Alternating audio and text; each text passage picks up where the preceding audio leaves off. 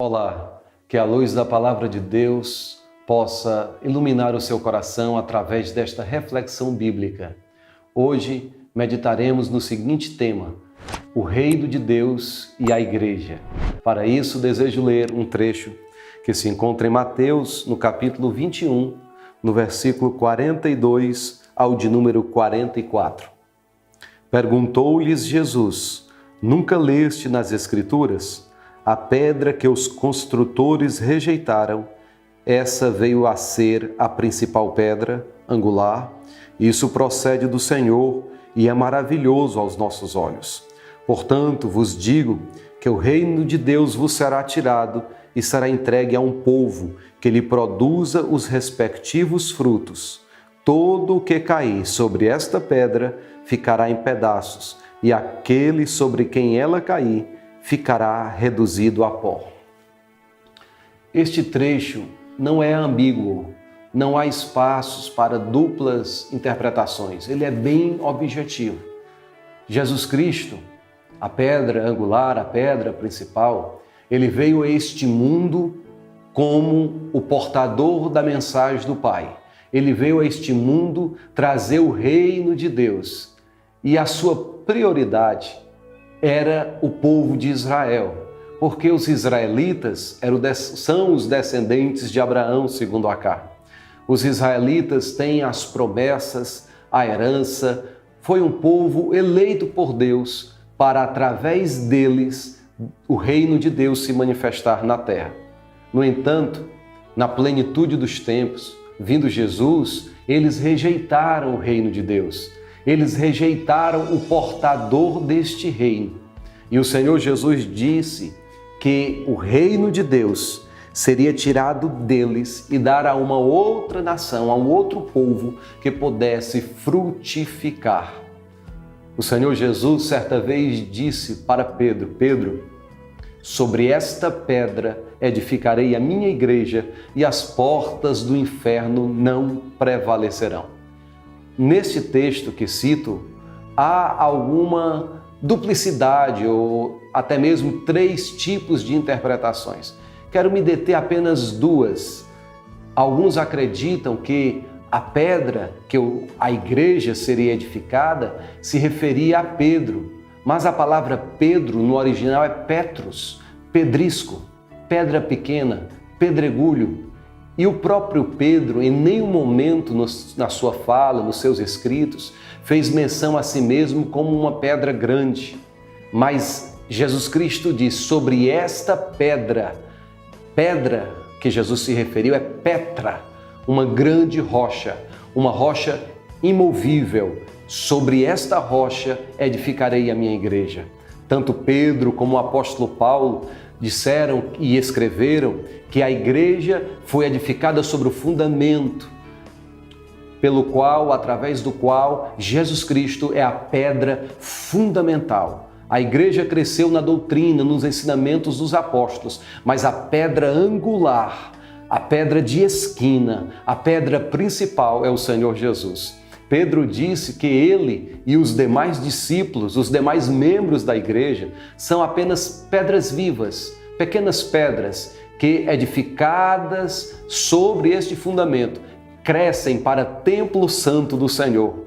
Pedro falou e o evangelista Lucas registrou no seu livro histórico chamado Atos dos Apóstolos que Deus não habita em templo feito por mãos de homens. Paulo, escrevendo à igreja de Corinto, disse que o nosso corpo é o templo e a morada do Espírito Santo.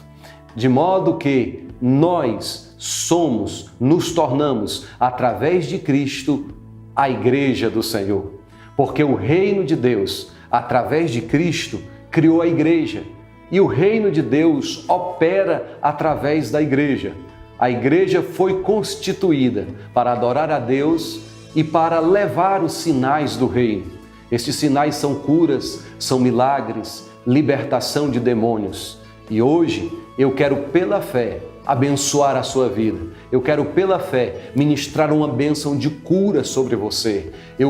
Pela fé, também quero ministrar libertação sobre a sua vida, que toda opressão, que todo mal, que toda influência diabólica seja banida, neutralizada, seja liberto e liberta pelo poder que há no nome do Senhor Jesus Cristo.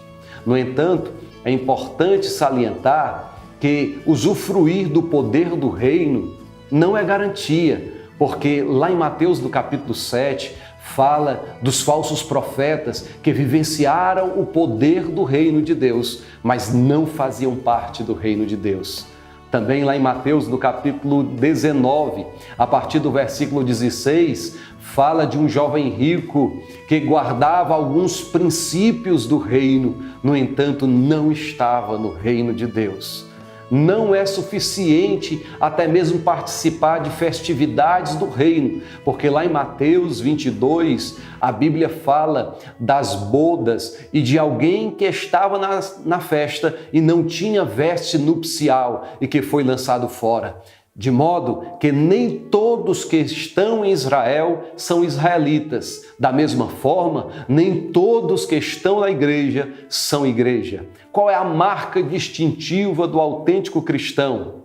É o amor. Jesus disse: nisto conhecerão que sois meus discípulos, se amardes uns aos outros como eu vos amei. Então seja autenticamente um discípulo de Jesus. Seja verdadeiramente uma pessoa comprometida com o reino. Viva a vida do reino. Usufrua dos milagres e dos prodígios do reino.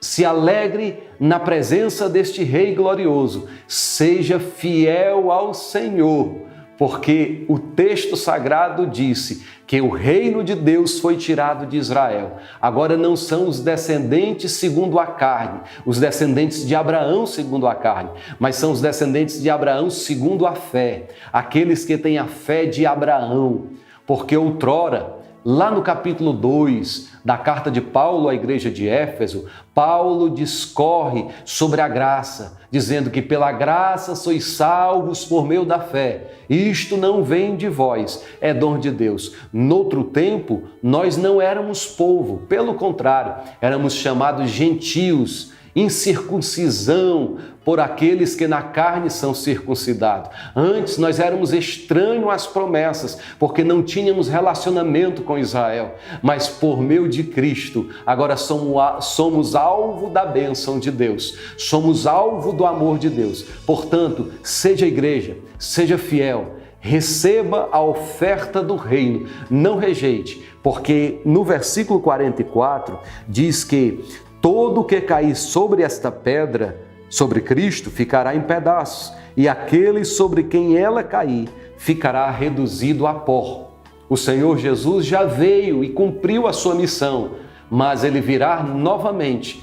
Todavia, a sua segunda vinda será diferente. Ele virá para julgar os vivos e os mortos. Ele virá com os anjos do seu poder, em labaredas de fogo, trazendo vingança daqueles que não conhecem a Deus e daqueles que rejeitam o Evangelho do Senhor Jesus Cristo. Não rejeite, ame o Evangelho, viva o Evangelho e seja abençoado. Usufrua todas as bênçãos do reino de Deus. Deus te abençoe grandemente.